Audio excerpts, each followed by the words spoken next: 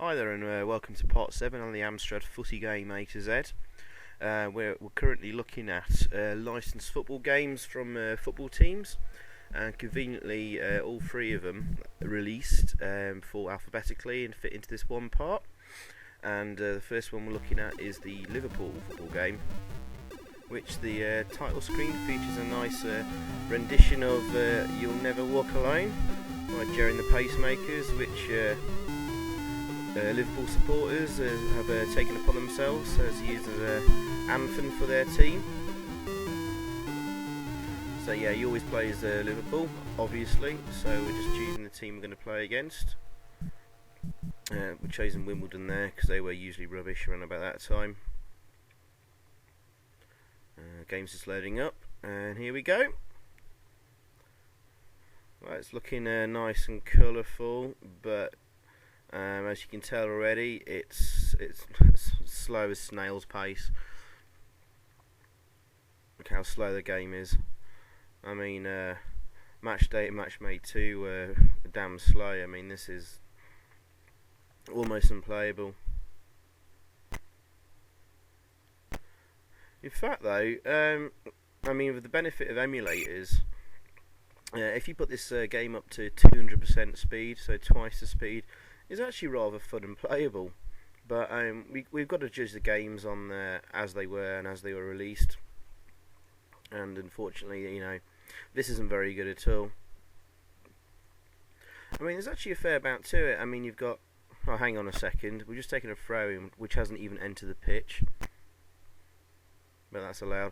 Okay, anyway, I was going to say, there's a fair amount to this game, actually. I mean...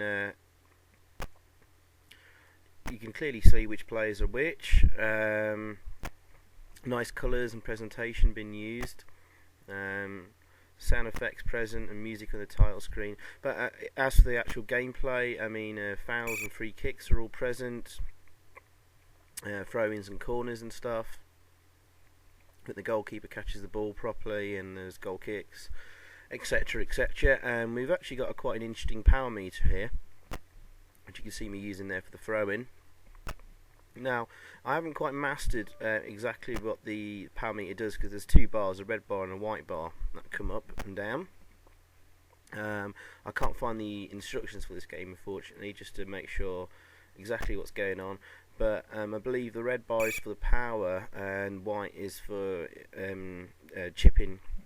So, obviously, the further up the red bar goes, the more powerful the shot. The further the white bar goes, the higher the ball lofts. I believe, anyway. And you hold the fire button down to increase the red power.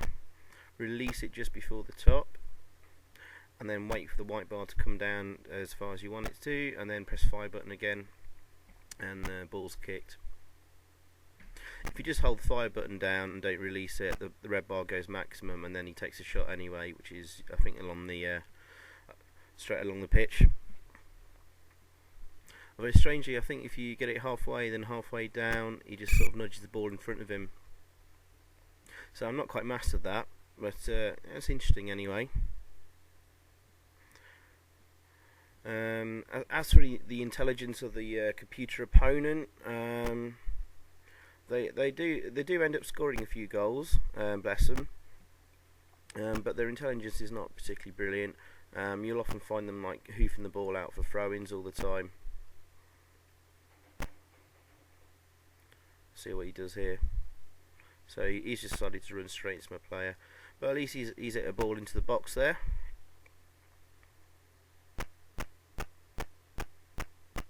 You haven't got a long on the ball. An interesting quirk there, where you're just running into each other and nothing's happening. The computer's refusing to budge. I'm refusing to budge. I know it's out for a goal kick. Right. Let's not spend too much time on this game. It's not very good. I'll give it 5 out of 10, and that's being a little bit generous there. We're spending ages waiting for the guy to come back and take the goal kick. It's pretty bad. Alright, let's move on. Right, on to Manchester United. And I've cut out a little bit of the option screens there. I'm just gone straight into the match. Actually, I think I wish I actually kept the option screen open there, really, in the video, because it's quite a hefty sort of management side to this game as well, which is a big part of the game. But I cut it out just because of the YouTube time limit and trying to fit all these in. I'm not going to spend hours and hours and hours in each game. But there's quite a decent management side of this game, as I was saying. It's 4 divisions. You've got tactics and trainings and injuries and buying and selling players and stuff. It's pretty decent. I think it's got quite a good package, all in all. Unfortunately, the actual arcade football game, which you're seeing now, is a bit of a letdown. I mean, it seems okay at the moment. It looks pretty similar to, say, like Gaza 2.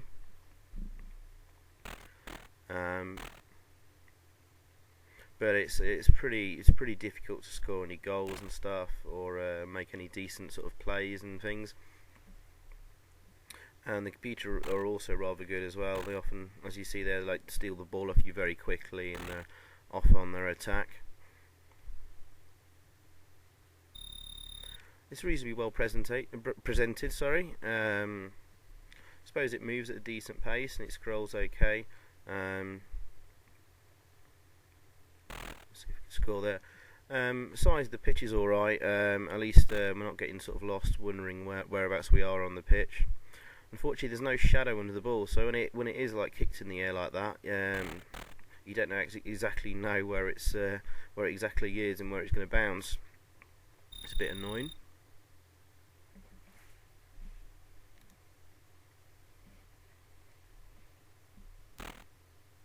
Compared to Liverpool, though, in the last game, this is much better.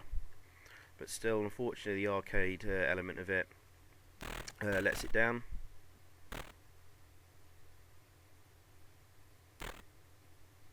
Seems a bit all over the place, to be honest with you. If I remember correctly, the keepers are just too good. I think I tried for a few games to even score a goal and didn't manage to. Which is a bit of a shame. Perhaps having a larger goal would have been better and a larger pitch, rather than squeezing it all in. Well, anyway, I'll give this a 6 out of 10. Maybe a 6.5. No, 6 out of 10, because I'm going to move on to Manchester United Europe now, which basically is just an improved version of this game in some respects. It was only released half a year later. Here's the nice presentation. We're just choosing, like we're going to choose a UEFA Cup, and here's the option screen. I'm not again. I've cut all that stuff out on the management side of things because we're not really interested in that. We're interested in the arcade football aspect on these videos, which we're looking at. And as you can see, the actual arcade game is exactly the same as before. So I haven't really played the management aspect of these 2 games in depth, really. So to tell you how it compares to, say, like Football Manager 2, which was the classic football management sim on the Amstrad, I won't be able to tell you that, really. I'm not a Manchester United or a supporter, so I'm not really that fussed about managing them and take them on the campaign around Europe, which this game is based on, rather than the League Championship like the last game. So if you'd bought the first game, there's absolutely no point in buying this one, really, unless you're absolutely a mad Manchester United supporter and you want to recreate their successes in Europe on your home computer. But as before, the arcade game is exactly the same. It's impossible to score. It's difficult to know where the ball's bouncing. There's pretty much no improvement apart from some extra information on the screen, like player names and stuff. So I'll give this one, because it's slightly improved, 6.5 out of 10. Alright.